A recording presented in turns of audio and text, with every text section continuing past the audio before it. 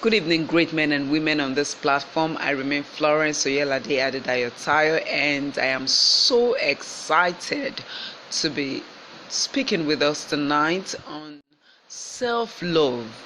I want to appreciate Minister Ruby, Isaac, and every member of the admin of this group for having me tonight. It's such an honor, and I believe that we're going to have a most insightful time together.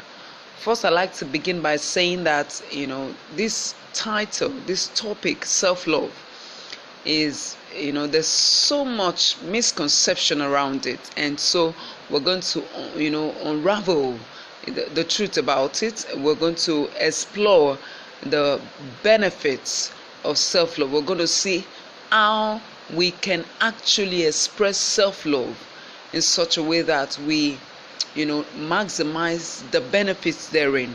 So please stay on with me as we go on.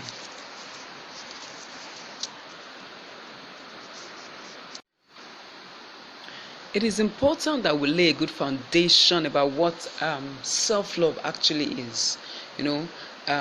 Like we all know, love talks about affection, talks about passion, talks about the desire to make another person happy, or to protect or support another person. That we're talking about true love now. Okay, so let's now apply it to self. It's the same thing.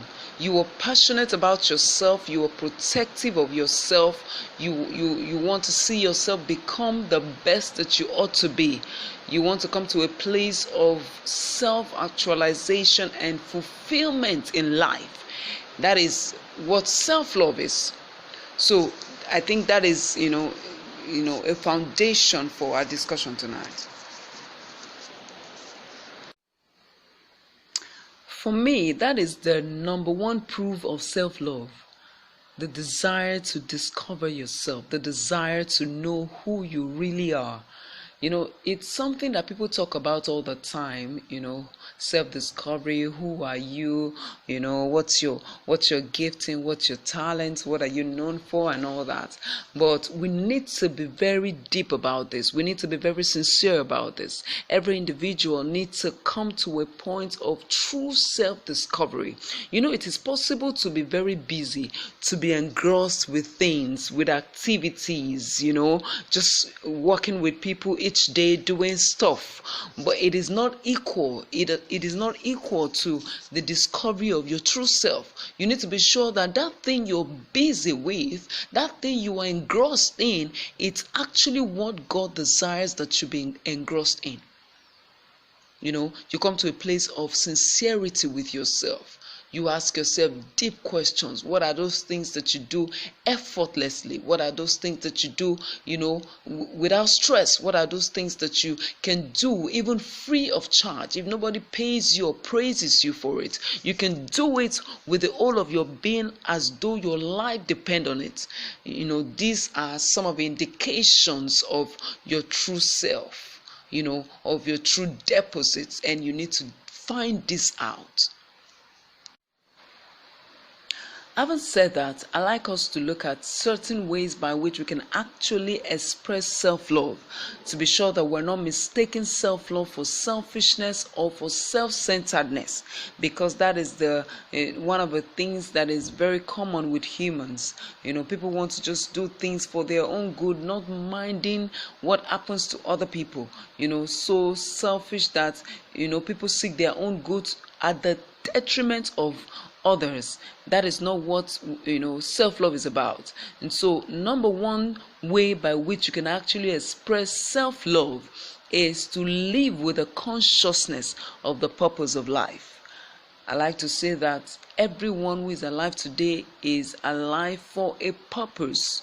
It is not some criteria or some advantage or some quality that we have that qualifies us to be alive. It is not beauty, it is not wealth, it is not connection, it is not academic qualification, it is not anything.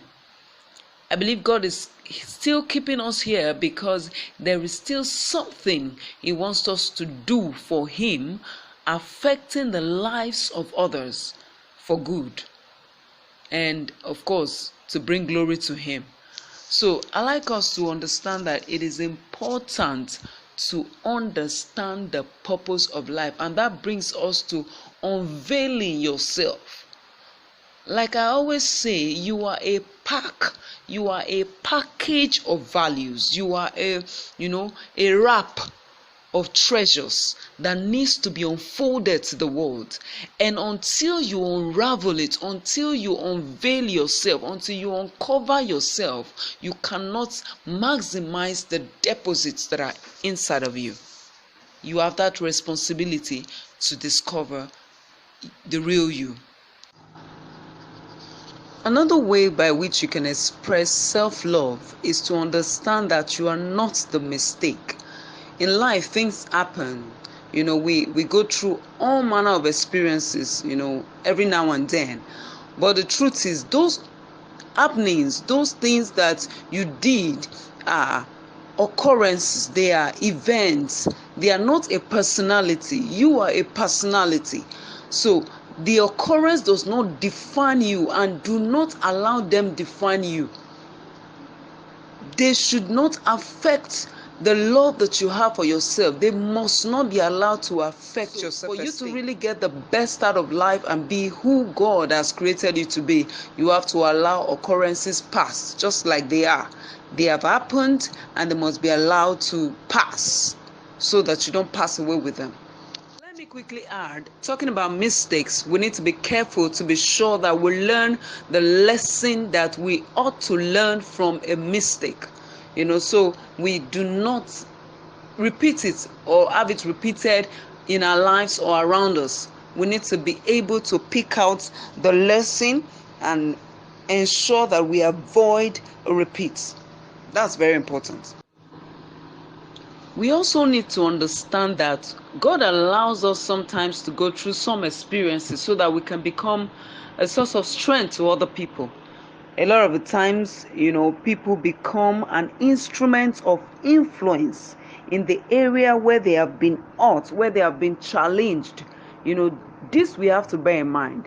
If you are going through any unpleasant experience at the moment, or you have already, you need to search and see why you went through that, or why you're going through that. There is a message. There is something that God wants you to learn, to become, to use as an instrument of impact to other people. To affect other people positively, to become an encouragement to some other person.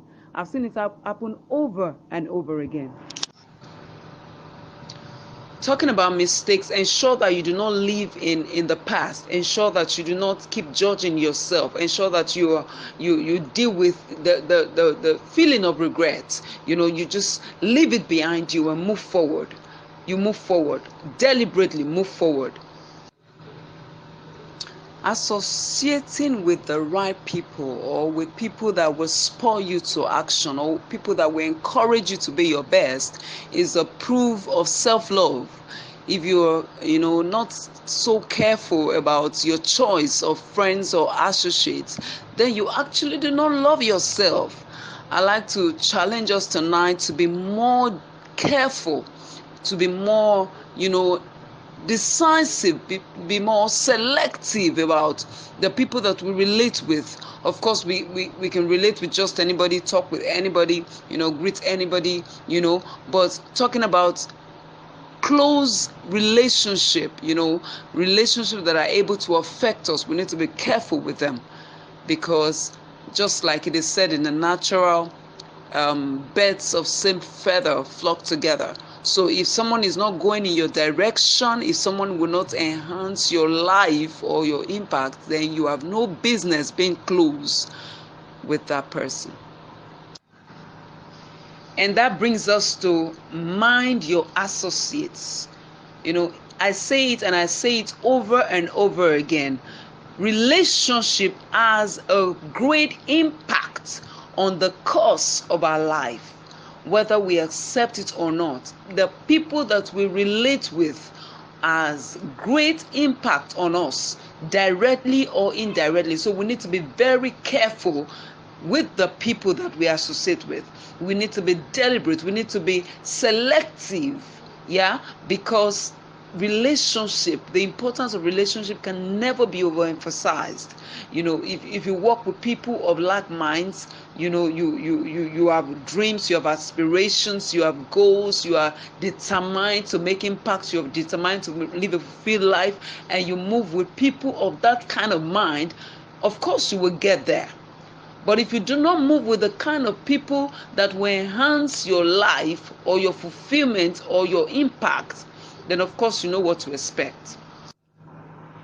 Understand that some relationships are capable of instilling courage. Some relationships are capable of, boosting your self-worth. And those are the kind of relationship you need to nurture and cherish. Any relationship void of that is sure detrimental to your self-worth. Now that we have looked at different ways by which you can express self-love, which begins from understanding the very purpose of life, unveiling yourself, that is self-discovery, being passionate about yourself, believing in yourself, understanding that you're not the mistake, minding your relationships or your associations. And that brings us to, another very vital point, which is be on motion. You need to take steps. You need to take action in the direction of the fulfillment of your purpose. That is a very massive way to express self-love. If you're able to discover yourself, if you're able to discover the very purpose of life, if you appreciate God for being alive in the first place, and you do not do anything about what you have discovered, then it is as good as not discovering at all. So you need to stop procrastinating. You need to stop looking. You need to stop waiting for a perfect time. You need to take steps in the direction of the fulfillment of your life, because the truth is, a lot of people are waiting for you to begin to actually live. The moment you begin to do the purpose or fulfill the purpose for which you were made, some people will get their lives back. Some people will be affected positively. And you see, you cannot afford to just sit and wait. You cannot afford to procrastinate. You cannot afford to just watch time go.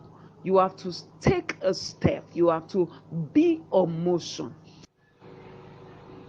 While taking steps in the direction of the fulfillment of your purpose, to make impact and to actually fulfill the purpose for which you were made, understand that you're not in competition with anyone. If at all you must compete with anyone, you can compete with the person that you were yesterday.